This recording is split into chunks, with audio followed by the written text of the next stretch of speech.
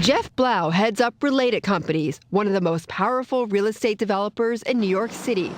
In Manhattan, he's the man behind the Time Warner Center in Columbus Circle and the new MEMA building in Midtown, as well as several other towering luxury buildings.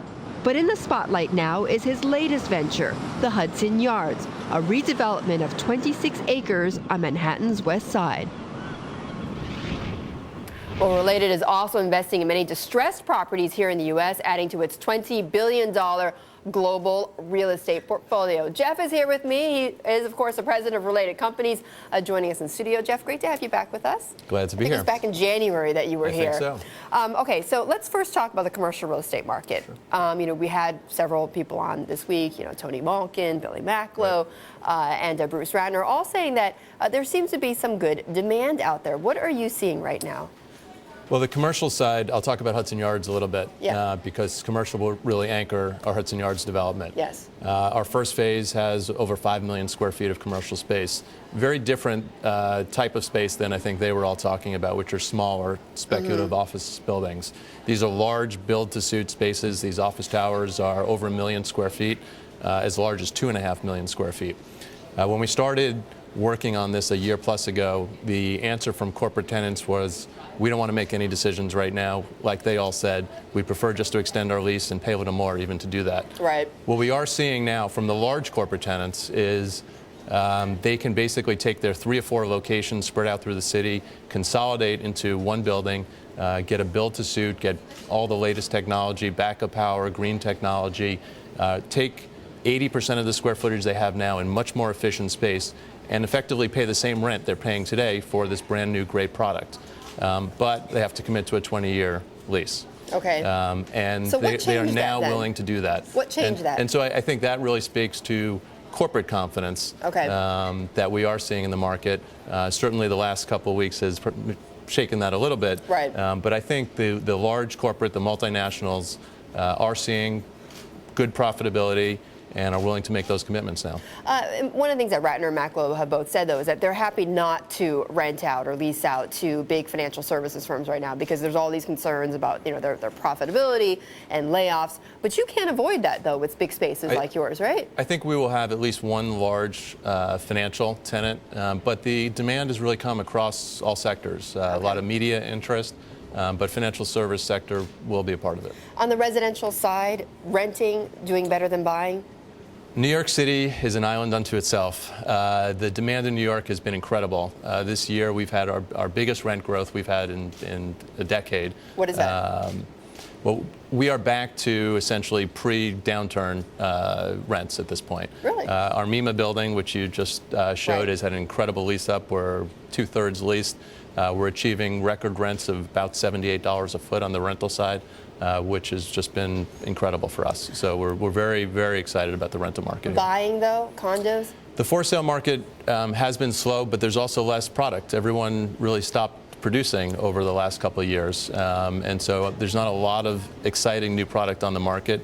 People are talking about developing again. We are talking about developing again. But are you on track for your condo sales? We haven't started our condo sales at MEMA yet. We're just finishing construction of the condo tower, so we haven't started yet. Okay. Quickly on distressed. I know you're raising this fund, money in this fund. It's a $1 billion fund? About $1 billion, correct. Okay. And what are you looking for in distressed assets right now? So when we started out with the fund, we said the world doesn't need another opportunity fund. There's plenty of funds out there. What we want to bring to the table is a fund that's a little bit different and differentiated, where we can use our expertise as an operator, as a real estate developer, to create value, not just bet on a macro recovery. And so the focus of this fund is very much on failed development assets where we can bring our skills, construction, sales, marketing, development, to create value. But why don't you want to just make it a purely financial transaction, make them purely financial transactions versus going in and having to turn around these assets? Because there's a lot of equity capital on the sidelines for distressed assets. And so there's really not a way for us to have a competitive advantage with just money.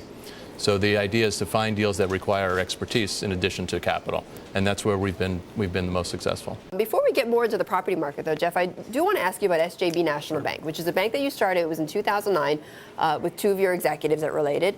And in January, you said that in 6 months you were hoping to buy a bank, and that hasn't happened yet. What happened?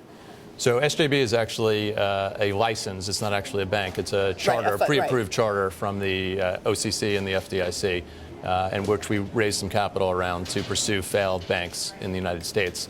We did this right at the midst of the downturn and believed that there was going to be a lot of opportunities to buy through the FDIC failed bank program. What we found is that opportunity did not materialize. A lot of the larger regional banks took on some of the failing banks ahead of the failures. And over the past couple of months, we didn't really see more opportunities coming. And ultimately, with interest rates staying as low as they are and the yield curve so flat, we decided not to pursue that opportunity, and we returned some of the capital to our investors. At one point, though, were you looking at buying ING's online bank?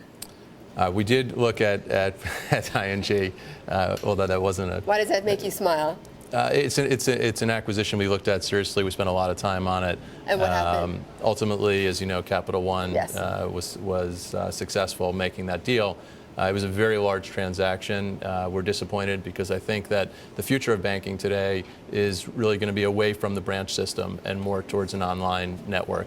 And I think that ING network was very strong, and there was a lot of inherent value built into Was that. it the pricing? I mean, what was it exactly that? You'd have to ask them. Okay.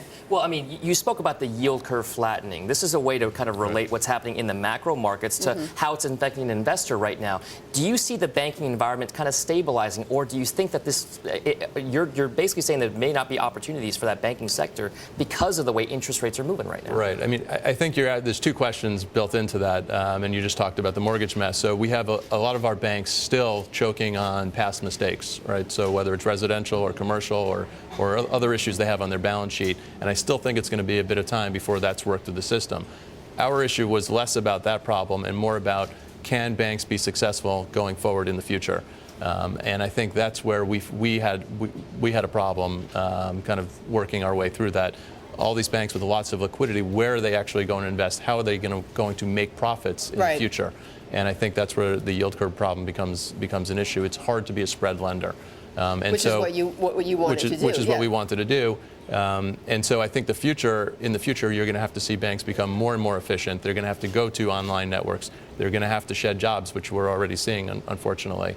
And those that can become the most efficient will win. And that's after they work through all the issues on their balance sheet. So ours was less of the working through the issues and more of the yield curve. Where is the future? Yeah. And how do banks create profits in the future? And Jeff, right before the break, we were talking about obviously the opportunity, or maybe not the opportunity in the banking sector, but we also talked about distressed assets and where that opportunity is. Is that what's got you most excited? Is that where you think? We are very, very excited about the next couple of years investing in distressed real estate assets. Okay. Again, where we can really utilize our expertise. What happened is, over the last couple of years, banks held construction loans on their books, and those were never securitized or syndicated. And now these construction loans that have gone into default, they have to make a decision. They have to do something with those assets. So they're one of the few assets that the banks are willing to get rid of pretty quickly, because something has to happen. If you have a half-built building, you've got engineering issues, you have structural issues. It's a live, breathing asset. And so they're forced to make a decision to sell or partner on do something with that asset. Where do you think the market does become then? How many cents on the dollar do you think you can get these loans for, given the kind of distress that you're talking about? Our strategy is a little different. So cents on the dollar is not a term we like to use, because we do everything. That our deals are larger in size, so they're one-off asset deals. We very rarely buy portfolios where we can say, okay, let's bid 50 cents or 60 cents.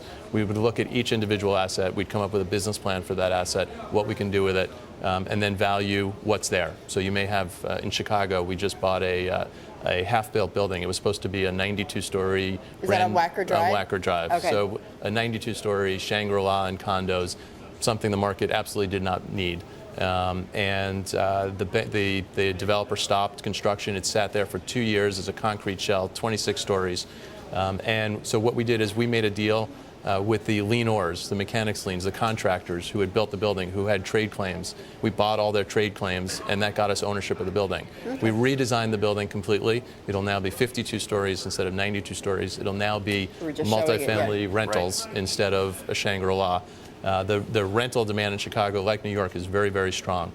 What we are seeing in the country today is tremendous demand for core, stabilized, cash-flowing assets, and that goes back to the interest rate issue. So if we can buy struggling product and create core, that's a great opportunity for us. Jeff, thank you so much for joining us. Jeff Blau, Related Companies.